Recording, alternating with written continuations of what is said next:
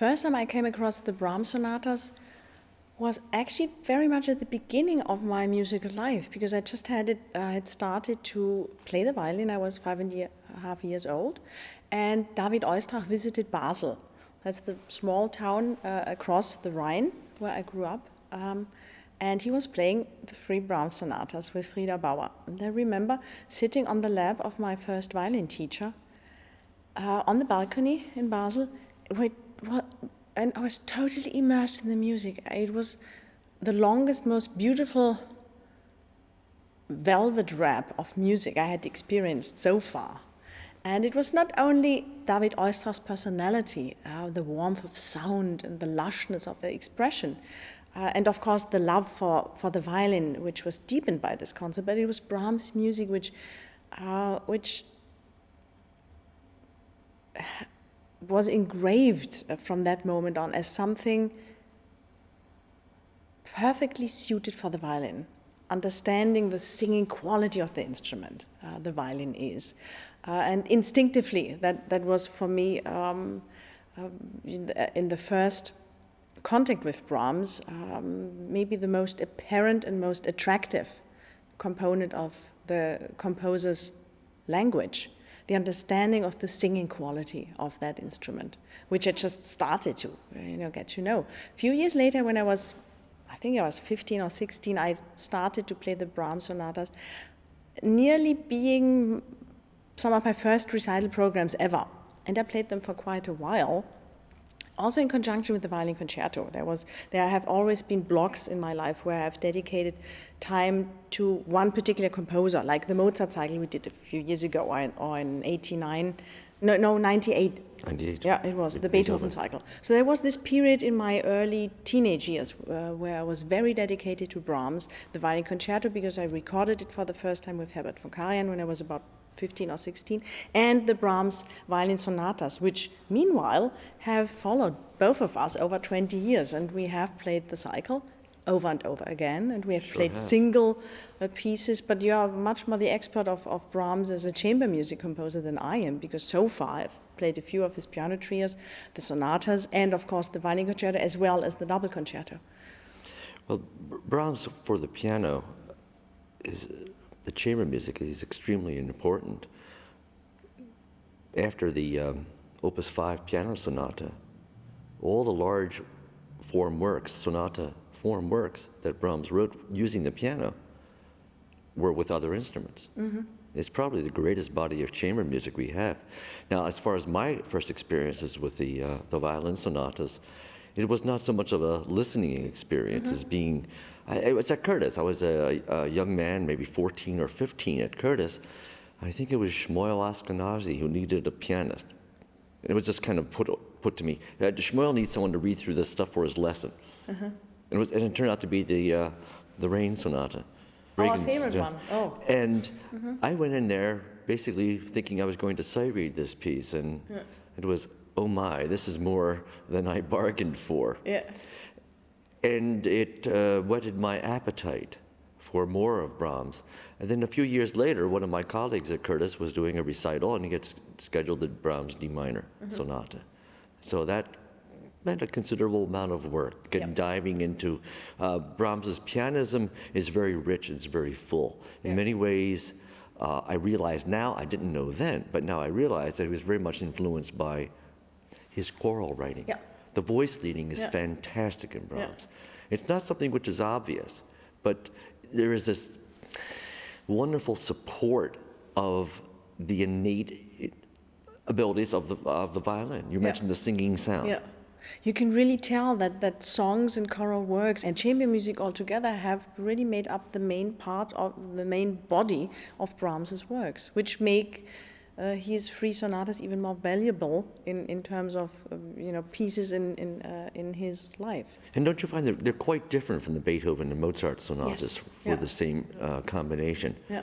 It's not that there's a lack of dialogue in these sonatas, but there tends to be a more realization of what each instrument is really best at doing. Yeah. I mean, the piano obviously is a harmonic instrument. Yeah, and the violin is the one singing voice above Exactly. it. Yeah, or accompanying when needed the voice of the piano. And he certainly knows how to create moods using the various abilities of the instruments. I mean, you can whisper so much. Yeah.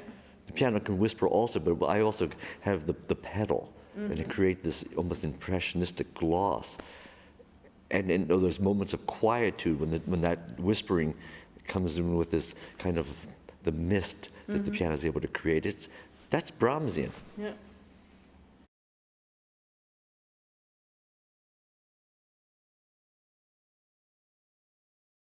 The sonatas for piano and violin, or violin and piano, it doesn't make any difference, actually. They have always been written with great virtuosos in mind, with, of course, Joseph Joachim in mind, because in between the A major and the D minor, he wrote the violin concerto, and Joachim was always there. He even premiered a few of the sonatas, so they are for the piano, for sure. You know, you always have to play many more notes than I do, but they are highly virtuosic pieces, but with great understanding for the abilities of the instrument. I don't know how it is for the piano, but it lies well. Beethoven was a rotten composer for the fiddle in terms of comfort, but Brahms really knew how to embrace the instrument, the violin, and he has learned quite a bit from knowing Joseph Joachim from the age of 20 years old. Sure. And that really has given him enormous insights in the instrumental work he did later for violin. Now, curiously enough, Brahms was a pianist, not a violinist. Yeah. It's a kind of truism that Brahms's piano writing is not necessarily pianistic. It, in fact, in many ways, is considered clumsy. There are fistfuls of notes, and they don't serve any kind of self-glorification. It's not like being Liszt, where you have this conquer of the keyboard. Rather, it's serving musical functions. That's a very good point, because also in the violin concerto had a very, very bad life at first, because although it's extremely virtuosic, like the D minor sonata is, it never really is plain virtuosic for being flashy, right. You know, for the sake of being glorious.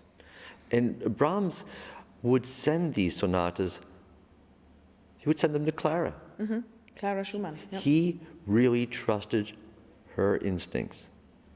With the D minor sonata, he goes so far as to say that if you don't like it, I won't play it with Joachim. Don't show it to Joachim right away. Yeah. You play Check it with it out somebody else, yourself. check it out. Yeah. And if it's not good enough, then we'll just drop it. Which shows that muses always, as Joachim was a muse to Brahms, and great collaborators like Clara Schumann always have been an enormous influence in composers' lives. That's right. And the D minor was dedicated to Hans von Bülow, with whom he had become a very, very close friend. Apparently, Bülow had given Brahms access to the orchestra in Meiningen, and so he could rehearse things like this second piano concerto. And so it's, of the three sonatas, that is probably the most complex for the piano, especially the first movement and the last movement. But that doesn't mean that there aren't other difficult places, the scherzo of the A major. And that's really tricky writing. Because he's asking the piano to get a lot done in a very short period of time. There's a lot of jumping around. He likes to take a note in the bass, and then it leads to the next note in the bass, the next measure. But in between, there's all this harmonic fill that gives it its beauty, its sonority. I can't say which of the three sonatas is the most difficult one for me as a violinist, because each has their very specific characteristics which you have to meet. The G major being so introvert and in need of a perfect bow technique, of all the subtle whispers and all the pain you have to dig up in order to really do justice, and then the more sunny A major with the vivaces, which are tricky. It's really very delicate music at times, and extremely virtuosic in the D minor, which I actually love. After a long Brahms evening, isn't it great to dig into something you can really, you know? I think sometimes I hear that you're more concerned about the G major just from an instrument's health point of view, whether or not you're going to have whistles because of the humidity, dryness. That's true, because I have to play it so delicately that the bow hair, as you know, human hair, it's horse hair, is very much under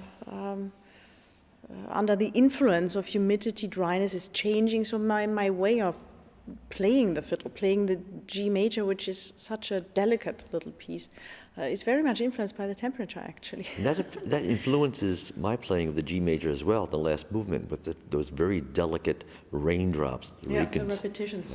lead. Yeah. The repetition, and if the humidity rises or falls, it can really affect how the repetition of the piano works. We will see tonight, it's raining outside. It's raining tonight. It's great in terms of philosophical aid from the outside world, but it'll be more People difficult. ask why we rehearse so much. It's because of these changes. You just never know from night to night, day to day, how your conditions are going to be. Yeah.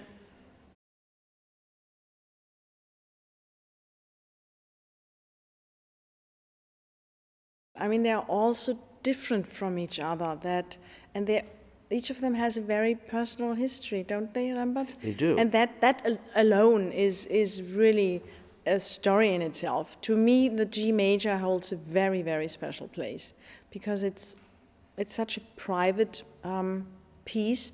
It uses Clara Schumann's favorite Regenlied Sonata punctuated theme as actually a theme through the three movements.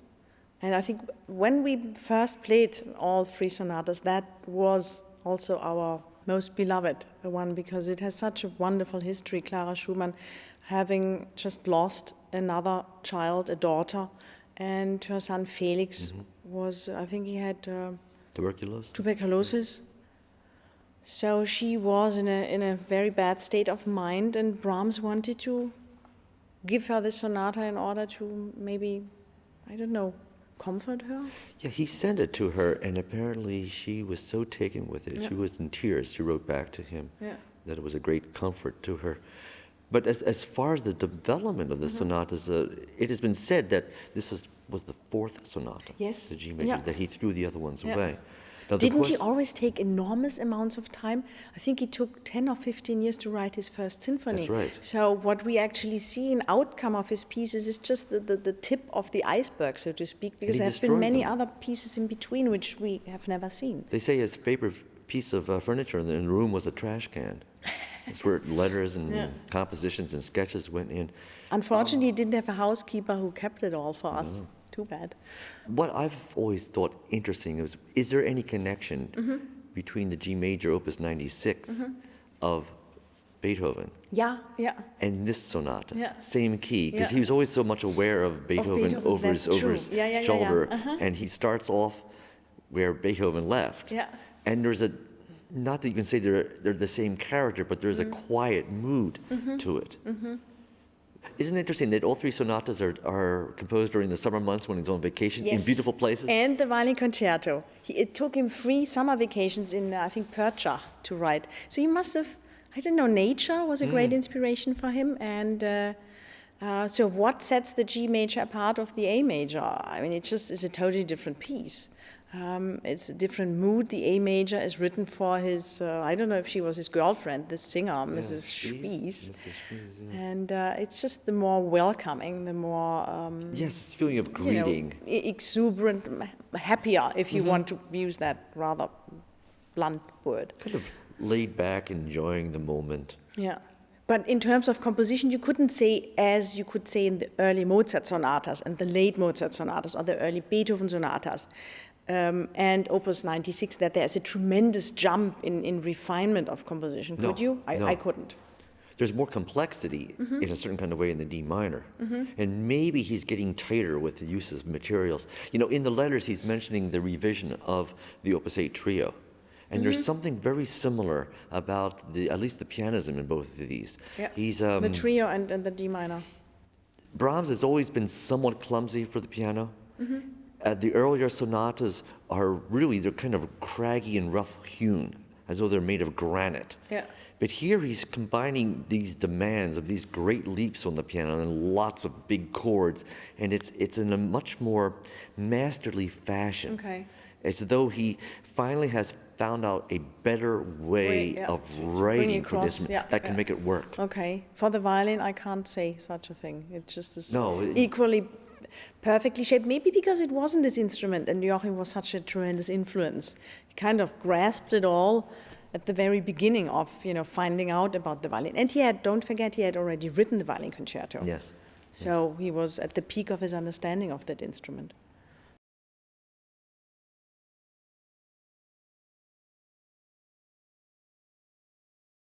why shouldn't we? We just love the pieces. They're as ripe as a peach. Yeah, exactly. They are almost falling off the tree by now.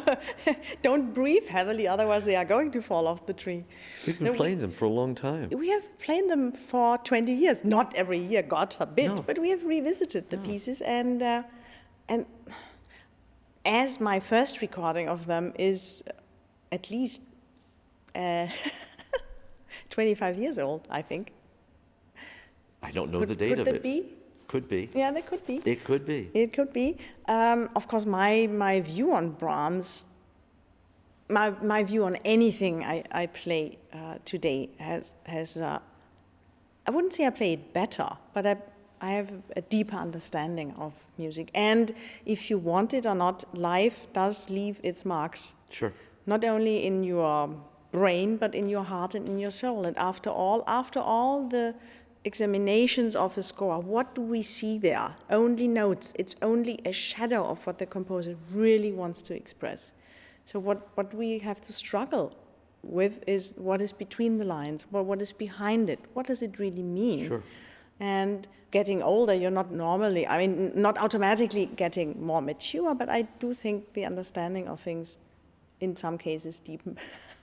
And in the case of the sonatas, I do see also in the interaction between us much more of awareness for details, for sound colors, for interwoven dialogues. And at a part of it, just having mastered it also on a technical level, I mean, it's just amazing what control you have now playing these three pieces. It's tremendous. We go into the recording session and, you just nail it. It's one tries. I have, there's some live tapes of our doing these things. In Tokyo? Tokyo is one, I think one in Los Angeles, Hong Kong. Oh yeah, it's always cooking, that's for sure. And it's different. Yeah. It's different. There's nothing to say that what we did before is in any way a negative. It was very, very exciting. Yep. But there is another kind of insight. Each day is a new day. Yeah.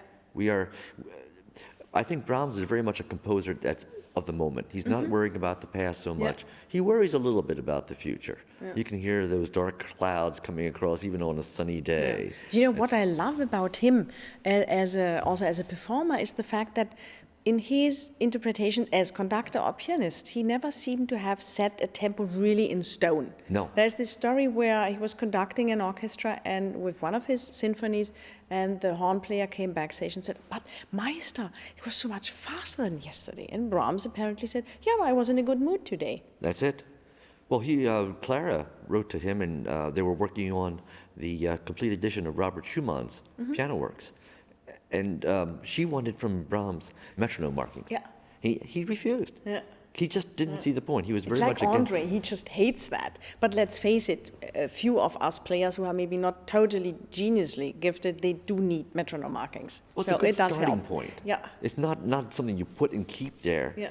But it's a good starting point. Yeah. It's about this tempo. Yeah.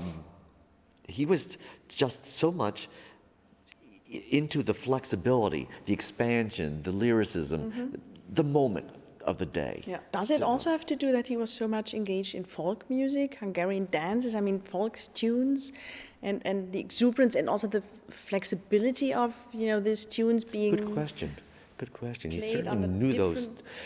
He must have heard a lot of things on his walks. Yeah. Don't you think? Yeah. He's always walking in the woods in the morning. Yeah. And you would hear the sounds of the villages. Yeah. I'm intrigued by the fact that so many composers are totally hooked on folk music, like Bartók was. Sure.